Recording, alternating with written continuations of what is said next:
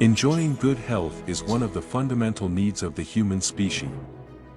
This is one reason people give premium attention to their health needs without recourse to the financial implications. For the Christian, God's word serves as the pillar for divine health, just as 3 John 2 says, "I wish above all things that thou mayest prosper and be in health, even as thy soul prospereth." But for the unregenerate, dependency on the drugs provided by the healthcare industry is at an all-time high and remains the basis on which a multi-billion pharmaceutical industry has been built. Over the years, the pharmaceutical industry has ameliorated the impact of infirmities that have bedeviled humans. But copious investigations into the operations of this industry reveal a devastating agenda carefully designed to keep humans permanently dependent on drugs and ultimately deceive the nations of the world. When are you going to know that there is a deception going on? The Bible already showed you.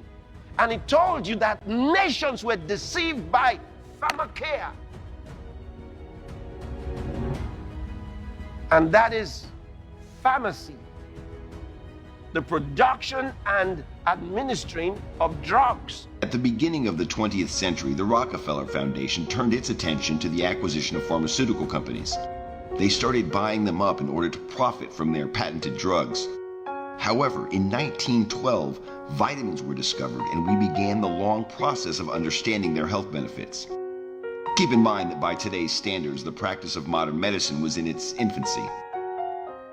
These pharmaceutical companies had developed and patented drugs to treat a variety of common ailments.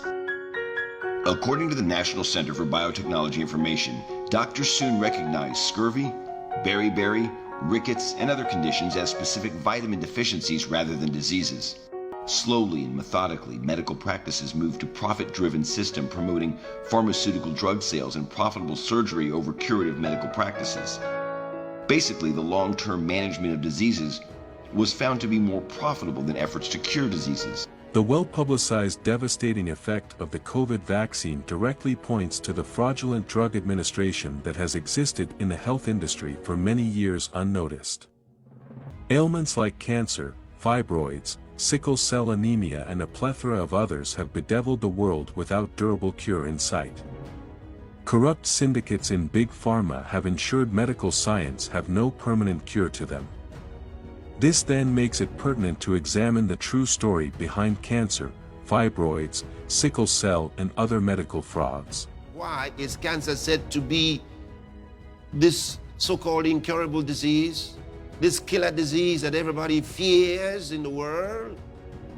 Like when someone's got cancer, it's like, oh my, death sentence. Why is it so? Where did cancer come from?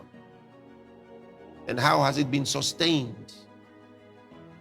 Who are those sustaining it? 20,000 people die of cancer every day. This translates to 8 million deaths every year, 500,000 of which are Americans. Over 1 million Americans are diagnosed with a new cancer every year. All these people suddenly plunge into a dark tunnel that will dramatically change their life for many years to come. Faced with an apparently endless chain of medical tests, examinations, second opinions, medications, new tests, surgical operations, support therapies, and follow-up checks, they find themselves at the complete mercy of the disease. A century ago were just wooden contraptions, able to lift only a few feet off the ground. Today have become sophisticated jets. A century ago was the creaking sound of the telegraph over some rustling wires. Today has become a global network of fiber optics. The only thing that has not changed in the last 100 years is the apparent incapacity of medical science to understand and conquer a disease like cancer. Cancer is a big business, one of the biggest businesses. The typical cancer patient spends at least $50,000 to treat his or her disease. With 1 million new American cancer patients every year, that translates to $50 billion annually spent on cancer treatment in the United States. Many of the diseases that you were told to get vaccinated against did not even exist until the vaccines were given to you. W.B. Clark of Indiana, and in his book I found a very interesting sentence. He said, "I never saw a case of cancer in an unvaccinated person." Other doctors had said the same thing, that Vaccination is really a time bomb within the human system that can go off 5 years, 10 years, 40 years after you have the vaccination. You can have this time bomb go off. You can have a stroke, a heart attack, because it's always there in your system. You never get rid of it. And apparently it's always an alien force in your physique. What we've got right now is all four of the shots that are approved, all four of them. You know, J&J and AstraZeneca introduced DNA. They are developed by cells of aborted fetal tissue. Those are the J&J shot and the AstraZeneca shot. The Pfizer shot and the Moderna shot, that's the messenger RNA. The end result of all four of them is to create a spike protein. It can cause a disruption in one gene called the FUS gene. If you disrupt FUS gene, it can lead to ALS or it can cause cancer. To make matters worse, you can't believe this, the spike protein, which is produced in abundance, the S1 and the S2 segment, looks like the S2 segment in a paper from University of Pittsburgh by Singh and colleagues. It interferes with two tumor suppressor systems, P53 and BRCA, BRCA, meaning our ability to keep cancer cells in check is lost. And now Kevin McKernan has a paper on preprint server.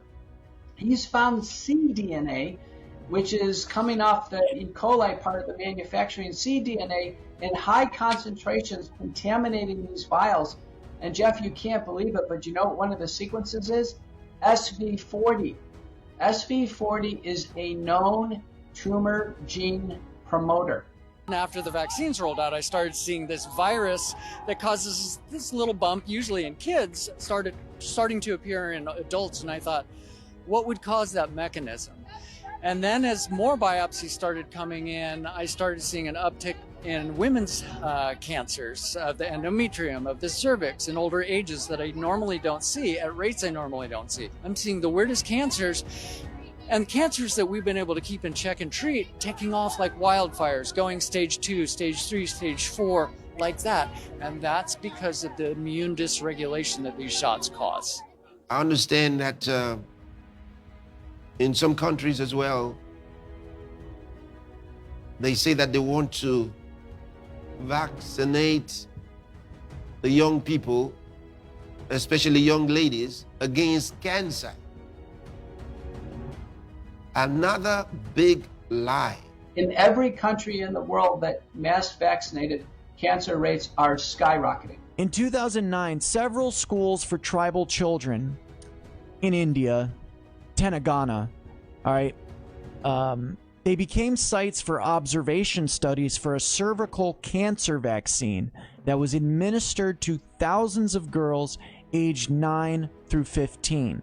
The girls were administered the human papillomavirus HPV vaccine in 3 rounds that year under the supervision of state health department officials. The vaccine used was Gardasil, manufactured by Merck. It was administered to around 16,000 girls in the district, many of whom stayed in state government-run hostels meant for tribal students. But months later, many girls started falling ill, and by 2010, 5 of them died. 2 more deaths were reported, where an estimate of 14,000 children studying in schools meant for tribal children were also vaccinated with another brand of HPV vaccines, Cervarix, manufactured by GSK. Earlier in the week, the Associated Press reported that scores of teenage girls were hospitalized in a small town in northern Colombia with symptoms that parents suspect could be an adverse reaction to Gardasil, the HPV vaccine.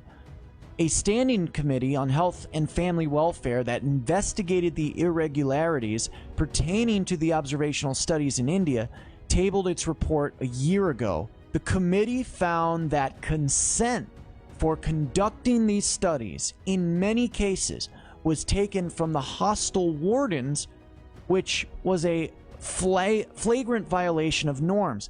In many other cases, thumbprint impressions of their poor and illiterate parents were duly affixed into the consent form. Another carefully fabricated ailment that has become a belligerent medical fraud, which literally drained people of their fortune and for some their lives, is fibroids. You know what?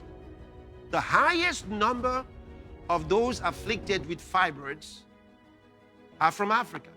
Question: why? Make no mistakes about it. It's connected to vaccines. The numbers are startling. 1 out of every 3 African American women suffering in silence with fibroids. Across the country, an estimated 26 million women ages 15 to 50 have these non-cancerous tumors that grow in and on their uterus.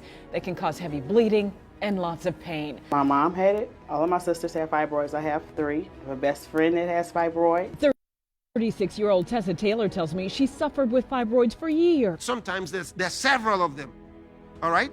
Multiple fibroids. Sometimes the whole womb is full of it. Sometimes the whole womb is full of it, of different fibroids.